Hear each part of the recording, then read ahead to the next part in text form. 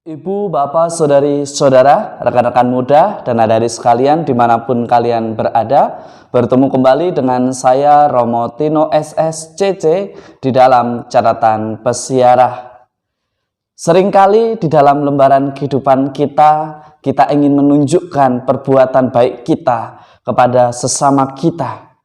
Tetapi Tuhan mengendaki supaya setiap anak-anaknya mau memberi. Tetapi biarlah pemberian itu tersembunyi dari sesama kita, tetapi nampak dan dilihat oleh Allah. Sebelum kita mendengarkan permenungan dari catatan pesiarah, marilah kita membuat tanda kemenangan Kristus. Dalam nama Bapa dan Putera dan Roh Kudus. Amin. Allah Bapa yang Maha Murah, Engkau telah menaruh belas kasih kepada kami. Ajarilah kami untuk selalu mengasihi sesama dan mendermakan dengan tulus ikhlas apa yang telah kami terima dari kemurahan-Mu di dalam setiap lembaran kehidupan kami di dunia ini. Demi Kristus pengantara kami. Amin. Ibu, bapak, saudari, saudara, rekan-rekan muda, dan adik-adik sekalian yang terkasih, kasih Allah itu seperti sinar matahari. Meskipun tidak setiap saat kita melihat terangnya matahari, mungkin karena awan, mungkin karena ketutup karena keegoisan dan ketidakmauan manusia di dalam menerima kasih Allah yang begitu istimewa. Tetapi percaya bahwa kasih Allah seperti sinar mentari pagi. Meskipun tidak selalu kita lihat cerahnya, tetapi kita percaya dan yakin bahwa matahari tetap dengan sinar yang sama. Allah kita sudah lebih dahulu mengasihi kita. Sebagaimana dikatakan di dalam surat kedua Rasul Paulus kepada jemaat di Korintus, Allah mengasihi orang yang memberi dengan sukacita. Kembali hari ini kita diingatkan, ciri-ciri orang memberi dengan sukacita ialah mereka yang memberi dengan tulus ikhlas, tanpa harus mempedulikan apakah orang yang kita tolong, orang yang sudah kita beri menggunakan sebagaimana yang mereka katakan saat meminta pertolongan kepada kita.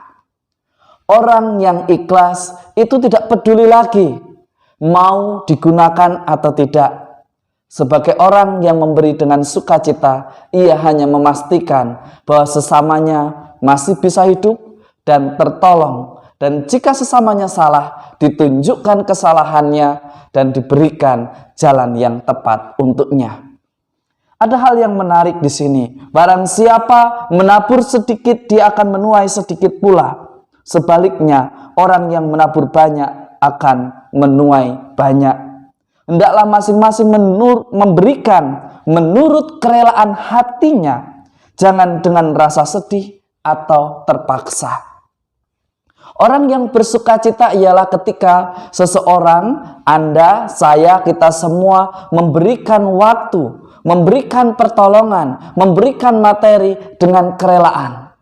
Yang terpenting bukan besar, sedikit, banyak, atau tidaknya pemberian kita, tetapi seberapa ikhlas dan cinta yang kita berikan saat kita menolong sesama kita. Kebajikan yang tulus, kasih yang indah, sebagaimana Allah telah mengasihi kita, maka kasih dan berkat Allah pun akan senantiasa menjadi instrumen yang senantiasa hadir secara nyata di dalam berkat hidup kita. Kasih Allah tidak hanya instrumen belaka, tetapi membuat kita menjadi manusia yang terberkati. Asalkan kita berani mengasihi sesama kita di dalam ketulusan, keikhlasan, dan kerelaan hati. Poin yang kedua sangat menarik yang disampaikan oleh Yesus di dalam Injil Matius hari ini.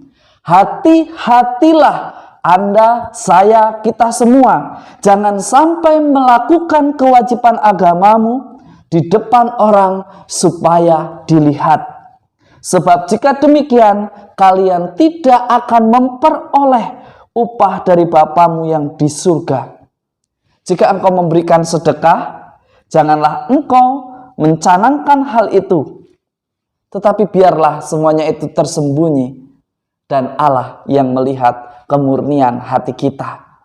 Tetapi seringkali yang terjadi, Anda, saya, kita semua ingin menunjukkan bahwa kita ini orang yang setia pada agama kita. Ingin menunjukkan kepada setiap orang dengan atribut keagamaan bahwa kita adalah orang yang beriman.